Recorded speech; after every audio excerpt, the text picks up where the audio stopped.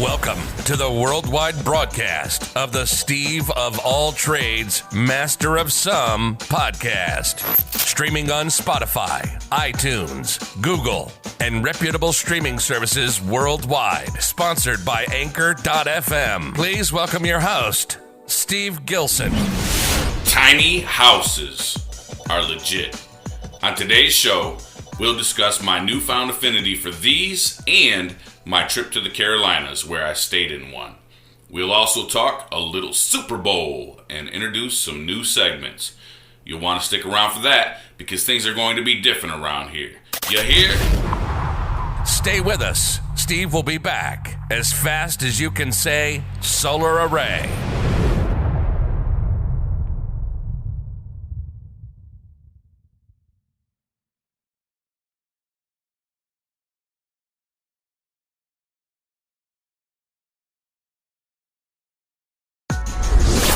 And now, back to the show. Okay, everybody. Today is February 3rd, 2020, and last night was the Super Bowl, where the Chiefs beat the 49ers. We're going to talk about that a little bit later in our new sports segment. However, first I want to get to my trip I just took to the Carolinas. I went and stayed in a tiny house, and it was amazing. The videos and pictures I got of the mountains do not do it justice because I brought my 4K video camcorder and never took it out of the bag. I just constantly broke out my phone, which only shoots HD video and pictures, and still got some very nice, breathtaking pictures. So join us on Twitter and Instagram, where those pictures will be posted exclusively, and then also check out our YouTube channel, and you can search for that at youtube.com/soapmoss, SOATMOS.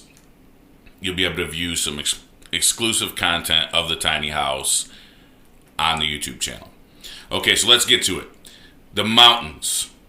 That's the first thing that sticks out to me about this trip.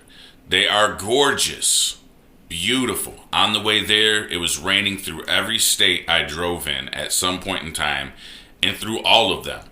Michigan, Ohio, Kentucky, Tennessee, and South Carolina, all at some point in most of the day, which made the drive treacherous. I spent an extra hour on an already 10.5-hour trip, just navigating the traffic, driving safely. Regularly, I think I was going, especially when I was in Kentucky and Tennessee, below the speed limit by at least 10 miles per hour because I wanted to make sure that I was safe and that I got there safely. And thankfully I got there and back safely. But those mountain roads, the hills, the curves, the narrowness of the roads made the drive a little scary. But like I said, thankfully I made it through. However, one of the main reasons for this trip was to gauge how much I would enjoy being in these areas. And I have to say, while I love the view of the mountains, I am not at all interested in living in the mountains. And that is something that I had to find out from going there, driving there, setting foot on that soil, viewing land there. And that brings me to my next topic. I went to North Carolina, Boomer, and that land was actually in the mountains.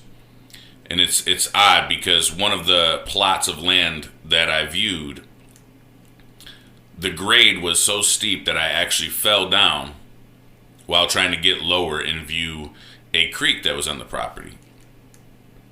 And coincidentally, so did the realtor that was with me. They went a little lower down. And needless to say, that was too steep of a grade for me. I'm from a flat area, primarily. Michigan is mostly flat. And what this trip to North Carolina made me realize is that I love the scenery, and I could enjoy living there if the home was already built. But I have no desire to build on such a steep grade and have to traverse it regularly up and down just to get something accomplished. What I want to do is hard enough and going up and down a steep grade does not sound intriguing to me at all. Especially when you consider that you need some heavy equipment at some point or another, and just traversing those mountains where the turns are fast, the hills are up and down and all around.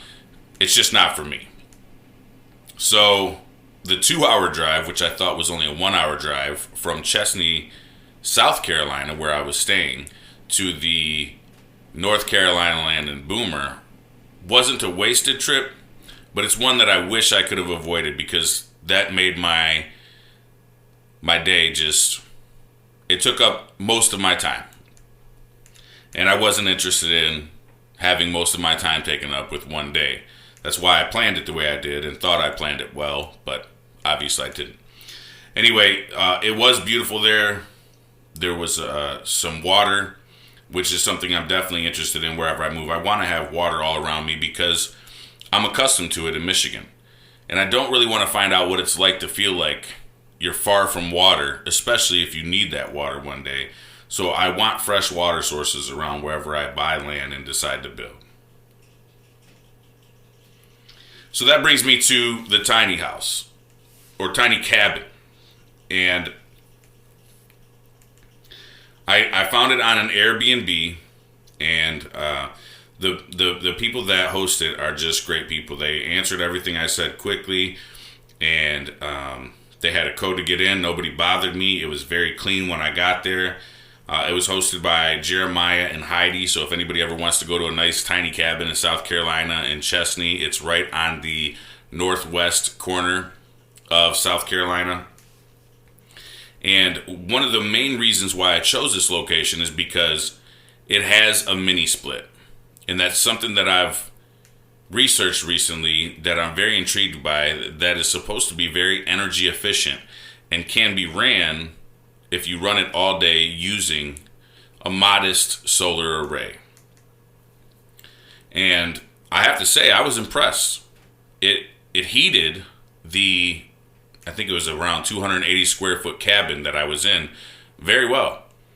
And I assume, although I didn't try this feature, that it would also cool that space very well.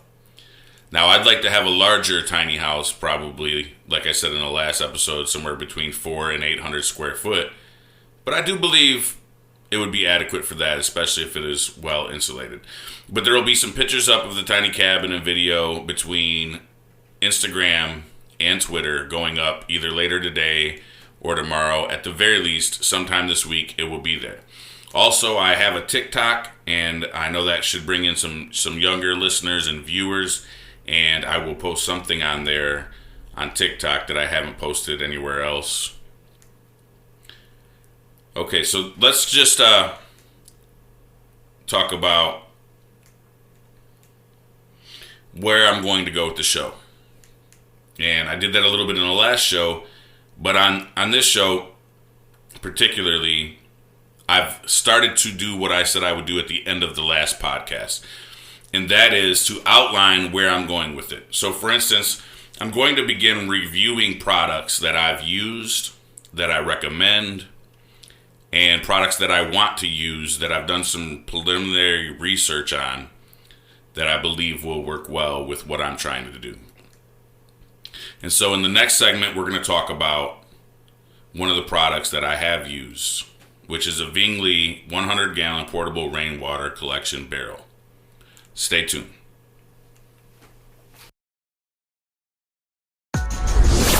And now, back to the show.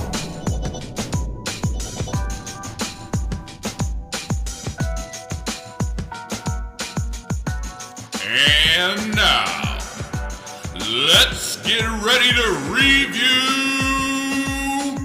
Okay, so let's review the Vingley 100-gallon portable rainwater collection barrel. I purchased this on Amazon for around $60. It comes in multiple sizes. I think there is a 75 and 50 gallon as well. It's important to note that Vingley is not, as of yet, a sponsor of the show, and I'm receiving no compensation for this review. So let's get to it. What do I like and not like? This item has a nice pre-filter system with small holes on the top flap of the barrel. In addition to the small holes on the top flap, there are smaller holes on a kind of pre-filter cap that is affixed to the screw-on spout in order to prevent any built-up sediment from escaping the barrel. I like how portable and lightweight it is. It would be very easy to pack and carry on a hiking trip. The lightweight plastic legs help with portability, but don't provide much confidence in the longevity of the barrel used for long periods of time without it being at least half full. I'd like to see some aluminum legs here, maybe collapsible ones similar to a radio antenna, because I used it for a little while without the barrel being full, and those legs started to bow comparable to a bow, like bow and arrow. It comes with an easy to assemble design, has a spout with an off lever for easy gravity fed supply. I'd give this product a 4 out of 5 for its cost, ease of assembly, and functionality. It would earn a 5 out of 5 if it were to make the following improvements. Number 1, make the legs aluminum. Number 2, add at least an option to purchase a submersible pump with an attached solar panel to power it for non-gravity fed operation. Even if it was just a small pump, this would be a huge improvement. So Vingley, if you're listening, I need a new sponsor. That could be you. And also, please give us stronger legs and a solar-powered submersible pump. Also, when you make these improvements, I need some royalties. You're welcome. And now, it's time for sports.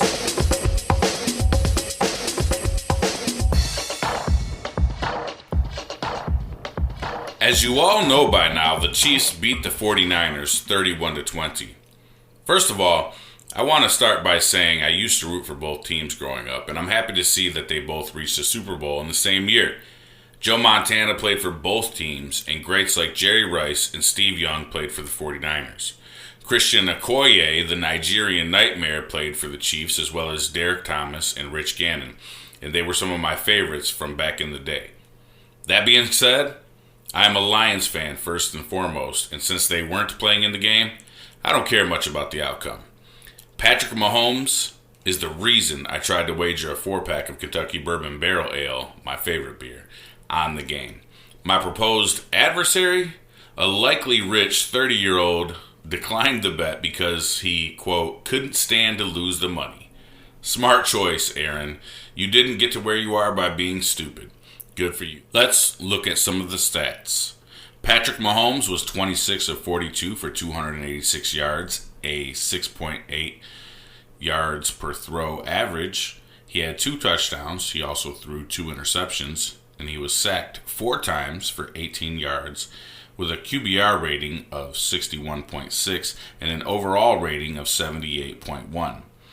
Their running back carried 17 times for 104 yards, a 6.1 average, and also had 1 TD with a long of 38 yards. That's D. Williams. Patrick Mahomes himself also ran 9 times for 29 yards and a score. So he scored 3 of their touchdowns, which is enough for them to win the game. That to me is the story. But you also had players like Tyreek Hill grab 9 receptions for 105 yards. No touchdowns, but also Sammy Watkins, who, by the way, was drafted by the Buffalo Bills. I don't know how they let him get away to go to Kansas City early in his career to win a Super Bowl, but that's their mistake. He's an excellent receiver that I believe went in the first or second round. Pretty sure it was the first round. You had the Pro Bowl tight end, Kelsey, for the Chiefs, score a touchdown and grab 6 passes for 43 yards. And we could talk about a lot of other stats, but to me, Mahomes' stat line is the one that matters. He scored enough himself to win the game, and when the game was on the line, he scored 21 unanswered points for his team and made it happen. That's how you win the Super Bowl. That's how you become a champion. And now let's talk about the 49ers stats. Actually, nobody cares about the 49ers stats because they lost. So that's the end of sports. Hopefully you guys like this new segment and you want me to continue more of it because I like sports and I don't mind talking about it. And in the future, maybe I'll expand this segment a little bit. But please let me know what you think on Twitter, on YouTube, on Facebook, any one of the social media platforms. Even on this platform, I can receive messages, and if your message is good and positive, or at the very least mature, even if I don't agree with it, I'll be happy to put it on future podcasts. So go ahead and send me a message or a comment or something to that effect, and I'll be glad to get back to you or post it in the show. Stay with us. Steve will be back as fast as you can say solar array.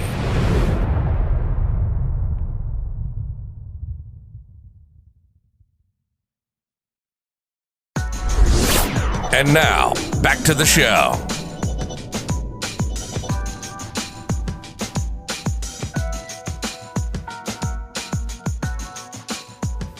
All right, everybody, I'm back. So check it out. Today's podcast is going to be shorter than it might normally be. In the future, I'm planning on doing anywhere from half an hour to an hour every week. I'd really like to give you a solid hour, so that way if you're on the way to or from work, you can spend some time enjoying the podcast. And if you're just bored, you have a little bit more time to listen. But instead of going on and making this a horrible podcast, I want to tell you what's in store and what I had planned for today but do not have the time to complete. And that is that I'm going to start new segments, as you could tell by the sports segment, the review segment, that I'm going to really outline and focus in with a laser focus what I'm going to say, how I'm going to say it to make things more entertaining and enjoyable to listen to. And so I'll just go through some of the segments I've began to decide that I want to do that I believe somebody like myself would find interesting and entertaining. So I'm going to list some of those right now. For instance, guns. I want to discuss specific guns or weapons and give my take on them, if I've used them, if I'd like to own them, and their usefulness for protection or for hunting.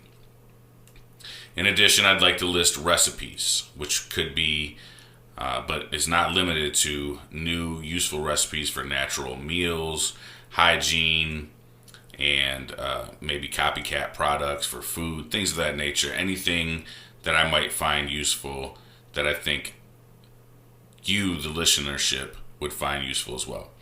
I'm also going to have a homesteading segment where I discuss sustainable practices such as using reclaimed wood, repurposing furniture, harvesting usable electronics from older electronics, doing things like canning and permaculture, and talk about these things more at length. I'm also going to discuss gadgetry and technology, where I discuss cool, new, or existing products that I believe are useful for living off-grid or for doing some homesteading. And today, I plan on speaking about the Reolink camera system that comes with a solar panel, as well as some of the products I have in my own garage. However, I did not get time to do that, so I will be pushing that off to the next show. Sorry about that background sound. Anyway, I'd like to start a segment that is not up to me called Ask a Rocker. I have a working relationship with a young man by the name of Bruce, and he's already listened to the podcast once. He's interested in similar things as I am, but he is a musician as well. So I'd like to bring him on and interview him and ask him some questions, as well as if he'd like to feature some of his music and see how that goes over with the audience. I believe that's a good way to help each other out, because any kind of a trade-off should be, in my opinion, reciprocal. I don't want to take advantage of him, and I don't want him to be able to take advantage of me. So if I can help get his music out there and he can help me make my podcast more interesting, that's something I'd like to do. And then also another segment that I'm going to have a small snippet of after this little expose is, I think I'm going to call it Prank a Bill Collector or Telemarketer. And it's going to be a segment where I just give a little humor into the podcast. And I regularly get these calls, as I'm sure you do, from your car's extended service warranty or people trying to collect bills. And they just always seem Like, they have no clue what's going on. They don't know who they're calling. And it's just fun, in my opinion, to prank them or use a silly voice. And so I just decided, whenever possible, I will record those. And I have a small one that's not very good or as entertaining as I'd like it to be. But here it is. What you talking about, Willis?